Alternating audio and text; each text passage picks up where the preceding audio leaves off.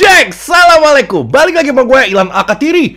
Persija Insight 100.000 subscriber. Ya salam. Akhirnya nyampe juga, girang setengah mati gue akibat bantuan dari kalian. Wah, luar biasa. Yang gue pikir nggak akan secepat ini ternyata nyampe juga. Dan sesuai janji gue bilang kalau nyampe 100.000 gue akan bagi-bagi kaos gue. Dan gue akan bagi-bagi duit juga. Kaosnya ada sekitar 3 biji kaos. Terus gue akan bagi duit sekitar 500.000 untuk 5 orang pemenang. Jangan, untuk 10 orang pemenang. Jadi 1 orang gocap supaya kebagiannya banyak. Nanti gue akan lihat di kolom komentar. Jadi syaratnya gini, bukan syarat sebenarnya, aturannya kayak gini. Gue kan memang lagi ngembangin Instagram gue yang satunya, yang Persija Insight, alhamdulillah berkembang. Yang satu laginya, yang Instagram pribadi gue bahas tentang timnas di situ, gue bahas tentang sepak bola nasional, Eropa juga kadang-kadang. Nah itu gue kembangin. Jadi lo follow Instagram gue yang itu, yang Ilham Alkatiri. Gue taruh di deskripsi linknya. Lo follow ke sono. Terus lo komen tentang tanggapan lo di video ini, sambil lo masukin Instagram lo, nama Instagram lo. Jadi ntar yang kepilih akan gue DM. Jadi berarti kalau ini ada sekitar 10 orang yang dapat masing-masing 50.000. Terus sama ada 3 kaos juga. Jadi banyak, ada sekitar 13 orang yang akan mendapatkan sesuatu dari gue. Dan di video-video berikutnya juga gue akan selalu bagi-bagi buat kalian tabungan buat beli tiket lumayan. Jadi gue akan insya Allah berusaha membagikan ke kalian semua. Karena ente orang nih gila, luar biasa, bisa sampai 100.000. Gue aja kaget loh. Oke, jadi di video ini gue mau coba. Oh iya nih dia kaos yang begitu nih, yang Persija, tulisan versi bahasa Arab. Udah ajib nih kaos. Ini kaos keren gila nih. Lanjut ke kontennya. Gue di sini mau ngebahas beberapa hal. Ada fakta-fakta menarik, cuman nggak akan gue jabarkan secara gamblang. Jadi gue singkat-singkat aja karena di sini ada beberapa poin yang perlu gue sampaikan. Menarik, ada tentang si Gajos, gila luar biasa. Ada juga dari ASEAN satu dan dari yang Eropa satu lagi. Gue akan sedikit, tapi gue gak akan mendalam karena ini masih sekedar rumor. Gue gak mau. Kalau Gajos juga ini belum diresmikan, jadi gue gak akan menguak terlalu dalam. Gue akan hanya beberapa aja yang akan gue bacakan. Oke, sebelumnya yang paling penting, sholat dulu Jack. Jangan kagak. Lo sholat dulu, setelah itu baru lo nonton gue lagi. Lanjut, gue langsung masuk ke kontennya. Ini dia si Extra Gajos. Gila, luar biasa. Kaget, geger, setengah mati. Anak-anak Jackmania tanpa diumumkan. Lagian gue juga ngomong di Instagram Persija, gue komen, udah nggak usah pakai belaga-belaga mau kasih kejutan di dikasih kisi-kisi, di spill pemain, nggak usah, udah basi, telat. Ini sekarang kita udah H-7 kalau nggak salah untuk bursa transfer ditutup, jadi nggak perlu lagi dikaget-kagetin, udah nggak usah. Jadi kemarin ada bocor foto itu yang gue bocorin juga di Instagram. Bagi gue idealnya kayak gitu, karena percuma lo kasih bocoran juga, feel-nya ini udah nggak dapet, vibes-nya udah bukan vibes welcome lagi, karena udah telat bagi gue. Jadi kalau ada ya udah bocorin aja, kasih tahu aja gitu, jangan ngumpet-ngumpet. Dikasih welcome udah nggak kaget lagi, karena udah kaget sama Simi kemarin. Jadi sekarang kalau ada welcome yang mau ngagetin, nggak akan kaget juga, udah terlalu biasa, karena terlalu lama nunggu. Jadi cukup kecewa, terlalu lama. Oke, Gajos, sedikit tentang dia. Karir klubnya dia dari tahun 2009, yang gue catat di sini ada di Rakow Czestochowa namanya, sampai 2012. Dan dia lanjut sampai 2015 itu di Jagiellonia Białystok namanya. Gue nggak tahu ini kasta-kasta tinggi di liganya atau kasta keberapa, gue nggak paham ini. Terus sampai 2019, dari 2015 dia pindah lagi ke Lech Poznan, dan terakhir 2019 sampai 2023 dia di Lechia Gdańsk. Ini dia menjadi kapten timnya, berarti ya oke lah kepemimpinannya. Berarti dia sangat dihormati di klubnya, dan ini juga bekas temennya Egy Maulana Fikri dan Witan Sulaiman kalau nggak salah, di sana pernah bareng dia. Ya oke juga lah, nggak begitu fenomenal kalau gue ngelihat statistiknya yang mendalam, tapi ya oke dibanding pemain-pemain yang lainnya. Oke, prestasi dia di tahun 2016, dia membawa Lech Poznan juara Polish Super Cup, jadi Super Cup-nya Liga Polandia, juara bareng sama dia. Terus di 2019-nya dia membawa Lechia Gdańsk juara lagi di Polish Super Cup ini mungkin kayak kopanya di apa namanya? Kalau di kita apa? Di kita nggak ada ya? Di Liga Indonesia kagak ada. Harusnya ada, di seluruh dunia ada, di Indonesia nggak ada. Di seluruh dunia sistemnya liga, di Liga Indonesia sistemnya 4 besar diambil diadu lagi. Emang kadang-kadang kita suka lebih keren dibanding negara lain. Oke, lanjut sedikit tentang si Gajos ini. Pada periode 2012 hingga 2023, Maciej Gajos, ini sedikit tentang dia, tercatat mengemas 47 gol dan 26 assist dalam 333 pertandingan bersama 3 tim yang berbeda. 333 pertandingan, 47 gol, 26 assist. Oke, dia gelandang serang, tentu golnya nggak akan sebanyak striker, dan dia gelandang serang harusnya asisnya banyak, tapi ini dari 333 game dia cuma ada 26 asis. Mungkin dia main terlalu ke belakang, box to box, atau dia main kayak Reski Fandi begitu, atau yang gue tahu sih dia gelandang serang ya. Kalau gelandang serang harusnya asisnya lebih banyak dari ini. Cuman kalau ngeliat dari statistiknya, gue nggak begitu gue nggak tahu ya. Kalau main di Liga Indonesia mungkin dia bakal gacor. Cuman kalau ngeliat statistik dia di sebelum-sebelumnya, kayaknya nggak istimewa amat gitu. Kayaknya kayak begitu. Tapi di Liga Indonesia berbeda. Mungkin dia cocok di sini. Mungkin yang dia lawan juga kastanya di bawah dia, skillnya di bawah dia. Mungkin dia bisa banyak berbicara dibanding dia di Eropa, karena saingan-saingan dia juga cukup hebat. Oke, selain Gajos, ada satu lagi namanya Maximilian Steinbauer. Susah bener namanya. Ini adalah back Thailand. Jadi gue nggak akan bahas terlalu dalam tentang orang ini karena ini cuman selentingan muncul aja. Tapi nggak apa-apa, informasi aja. Di musim 2001-2022 dia di klubnya namanya Sukhothai. Nama klubnya Sukhothai, oke? Ini umur 22 tahun, terus dia pernah promosi di klub Liga Thailand itu dari Liga 2 ke Liga 1, dia main di kasta kedua. Terus dia juga sukses mencetak 6 gol dari 27 penampilannya. Dia ini kayak seorang, dia back atau apa ini, kayaknya back deh dia, tapi enggak sih, bukan back ini. Anggaplah di posisi gue juga nggak tahu, gue nggak begitu, tapi nama ini muncul memang. Terus dia promosi ke Liga 1 Thailand. Nah setelah dia promosi, dia nggak main-main, jadi nggak dipakai di Liga 1, di Liga 2 dia kepake banget promosi.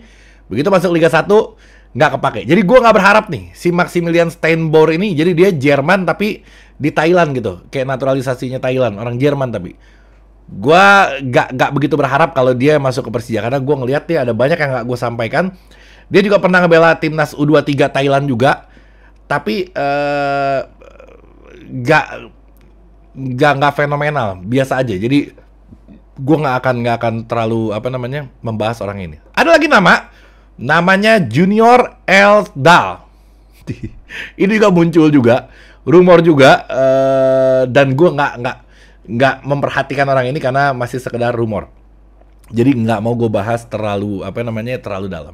Satu lagi, Pratama Arhan. Ya salah. Udah sempet rame, sempet redup lagi, dan sekarang rame lagi. Kemarin dia main di Tokyo Verdy, hampir assist dari lemparan outnya. Heboh luar biasa satu Indonesia karena lemparan jarak jauhnya.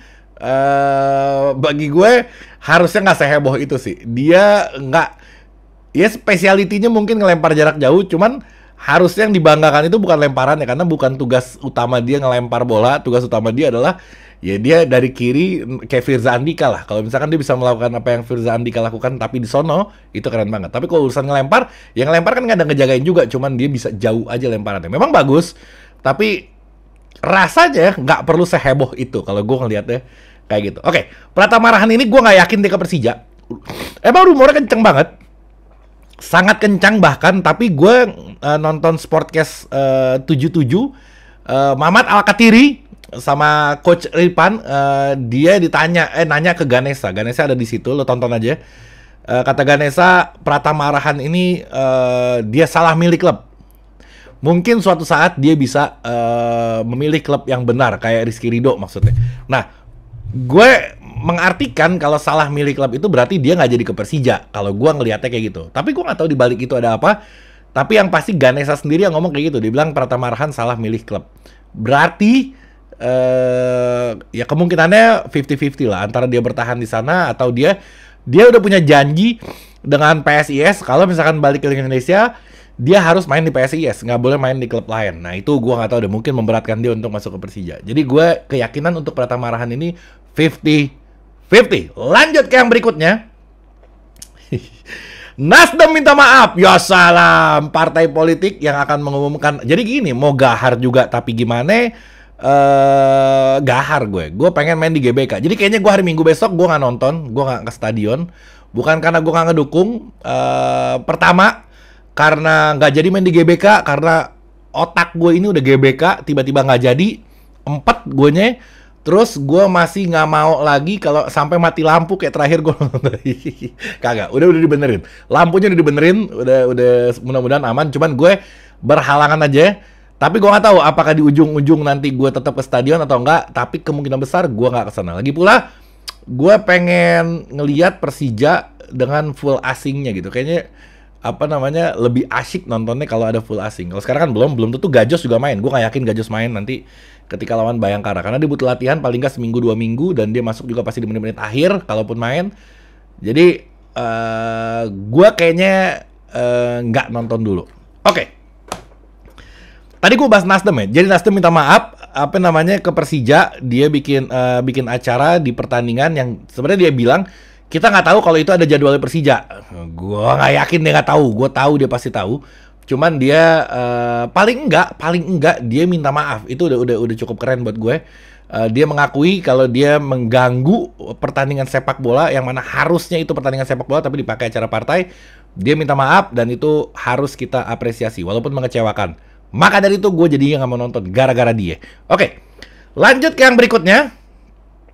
Ini gue mau ke isu nasional ya. Jadi ada Akmal Marhali. Akmal Marhali ini sering berkomentar pedas di media sosial. Kali ini dia melakukan aksi yang bagi gue cukup berani, cukup hebat. Dia melaporkan Persikabo yang katanya memakai sponsor judi di pertandingan resmi. Dia laporkan ke kepolisian. Terus sama kepolisian ditolak sayangnya laporannya dengan alasan karena kasus ini sudah ditangani oleh Satgas anti mafia bola atau Satgas apa gitu namanya. Nah, bagi Akmal Marhali ini dia bilang ya kan bagus juga kalau misalkan laporannya diterima karena akan menambah bukti yang lebih kuat lagi untuk memperlancar prosesnya gitu. Tapi sayangnya ditolak. Jadi ya itulah klarifikasi dari dia. Gue sangat support dia, bahkan gue selalu menolak untuk iklan judi. Banyak banget yang masuk ke DM gue iklan judi yang menawarkan yang harganya juga cukup fantastis. Gue nggak tergiur, alhamdulillah. Bagi gue yang pertama ini dilarang oleh agama, pastinya dilarang oleh agama. Dan ini kalau misalkan pun ada yang main gara-gara gue, terus dia kalah, dia dirugikan, gue akan merasa bersalah pastinya itu. Dan yang ketiga, ya ini dilarang sama negara, sama undang-undang dilarang. Bahkan ada undang-undang ITE-nya juga untuk perjudian online. Jadi ini udah salah di segala sisi. Ada banyak yang ngebela, pasti banyak yang ngebela. Dia bilang, lo mau ngegantiin duit sponsor katanya. Ya gak harusnya kayak begitu komentarnya. Harusnya komentarnya mendingan diam daripada lo membenarkan yang salah gitu. Jadi lebih baik diam daripada berbicara salah. Karena ini salahnya selain dari sisi kemanusiaan, dari sisi agama, dan ini salahnya juga dari sisi hukum negara Indonesia. Mutlak salahnya. Jadi gue sangat apresiasi apa yang dilakukan oleh Akmal Marhali. Oke, lanjut ke kasus JIS. Gue gak mau bahas banyak kasus JIS. Karena kasus JIS ini tambah rumit. Gue udah terlalu enek ngelihatnya. Gue yang sangat mengapresiasi kepengurusan PSSI yang sekarang yang ada ini, bahkan agak sedikit terganggu dengan kasus ini. Pertama, dia mengomentari akses masuk, parkirannya. Terus dia mengomentari rumputnya yang katanya nggak sesuai FIFA. Terakhir udah dibantah. Sekarang dia mengomentari atapnya yang katanya menghalangi sinar matahari. Padahal atap JIS itu bisa dibuka tutup. Gue nggak akan terlalu dalam mengomentari itu, karena bagi gue, ini sepak bola, ini dunianya kita, para pecinta sepak bola. Kalian datang ke sini, mengganggu dengan kepentingan pribadi kalian di kepentingan politiknya. Jadi gue sangat amat terganggu. Lo kok bisa berdansa-dansa di lantai kita untuk memanfaatkan kepentingan Anda gitu. Ini membuat gue sangat amat kecewa gitu. Jadi tujuannya gue nggak yakin 100% murni untuk sepak bola. pasti ada tujuan-tujuan yang lainnya. Gue nggak mau mengatakan itu siapa dan apa, tapi gue ngelihatnya untuk pribadi gue kalau itu memang ada tujuan, ada sisi lainnya yang digaungkan di sana gitu. Gue di situ sangat amat kecewa. Lanjut yang terakhir, ada kerusuhan di Parepare. Yang di pertandingan PSM itu, gue cukup bersuara juga di sana. Jadi sudah ditetapkan ada 8 orang tersangka, 2 diantaranya masih di bawah umur, bocil-bocil di situ. Akhirnya udah ditangkap semuanya jadi tersangka. Gue nggak ini ya, kerusuhan itu memang sangat disayangkan karena nggak ada kapoknya ini manusia-manusia.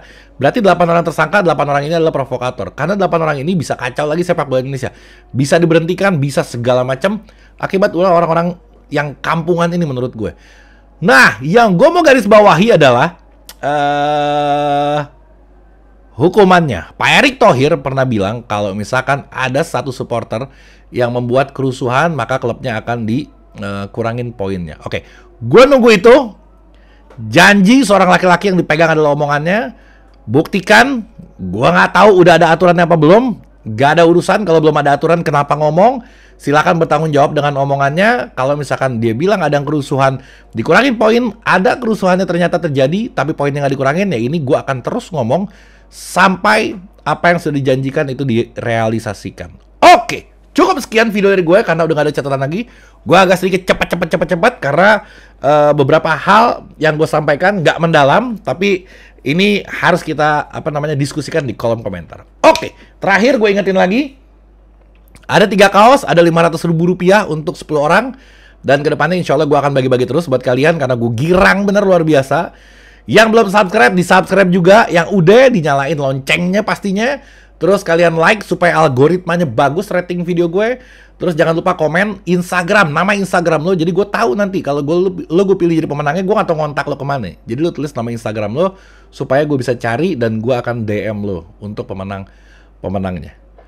Cukup sekian video dari gue. Assalamualaikum warahmatullahi wabarakatuh. Gue Persija, gue champions.